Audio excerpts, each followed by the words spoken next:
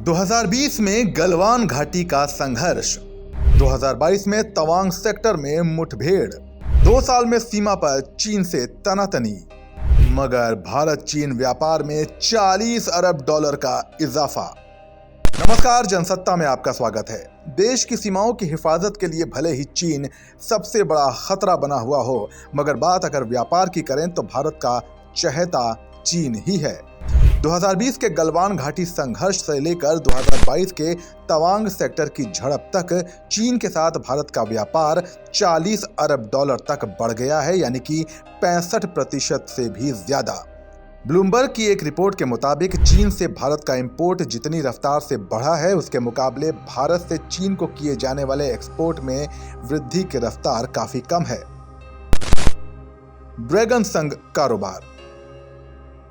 दिसंबर 2022 के पहले हफ्ते में संसद में जारी वाणिज्य मंत्रालय के आंकड़ों की माने तो मार्च 2022 तक 12 महीनों में भारत और चीन के बीच कुल व्यापार 34% बढ़कर 115.83 बिलियन डॉलर हो गया। वित्तीय वर्ष 2022-23 की बात करें तो अप्रैल से अक्टूबर के बीच चीन के साथ 69.04 अरब डॉलर का व्यापार हो चुका है। गौरतलब है कि पीएम मोदी सस्ते आयात के लिए अपने पड़ोसी देशों पर निर्भर होने की जगह एक संपन्न घरेलू उद्योग को बढ़ावा देने की बात कई मंचों पर कर चुके हैं। अगर ऐसा हुआ तो चीन के साथ बढ़ते कारोबार को झटका जरूर लग सकता है, मगर तब तक तो व्यापार संतुलन ड्रैगन के पक्ष में ही नजर आ रहा है। चीन संग बढ़ता व्यापार। गलवान घाटी संघर्ष के बाद भारत में बायकॉट चाइना का ट्रेंड चल निकला था। बावजूद इसके दोनों देशों का व्यापार इससे कुछ खास प्रभावित नहीं होता दिखा।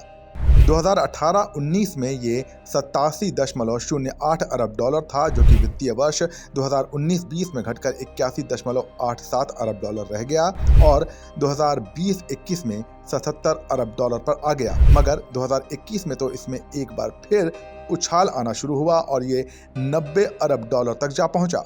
अगर 2022 की बात करें तो इस साल जनवरी से लेकर अक्टूबर के बीच दोनों देशों का कारोबार 115.83 अरब डॉलर तक पहुंच चुका है। जाहिर है बायकॉट चाइना मुहिम का असर अस्थायी ही था। चीन की दोहरी चाल। 2020 में भारत और चीन की सेनाओं के बीच गलवान घाटी में हुए संघर्ष के बाद जब पूरा देश चीन उत्पादों का बहिष्कार का नारा लगा रहा था, चीन का उद्योग जगत भारतीय व्यापार में चुपके से सेंध लगा रहा था। एक तरफ देश में मेड इन चाइना प्रोडक्ट के प्रति हिंदुस्तानियों का मोह भंग हो रहा था, तो वहीं दूसरी तरफ भारत चीन व्यापार पर आम जनमानस के इस सेंटीमेंट का कुछ खास फर्क नहीं पड़ रहा था। तभी तो सरहद पर हमारा दुश्मन नंबर 1 कारोबार में हमारा साझेदार नंबर 1 भी बन गया और हमें पता भी नहीं चला। कम से कम दोनों देशों के बीच हुए व्यापार के आंकड़े तो यही बताते हैं। इस पूरे मसले पर आप क्या सोचते हैं, हमें कमेंट सेक्शन में जरूर बताइए और भारत चीन सैन्य संघर्ष से जुड़ी हर खबर के लिए बने रहिए जनसत्ता के साथ। नमस्कार।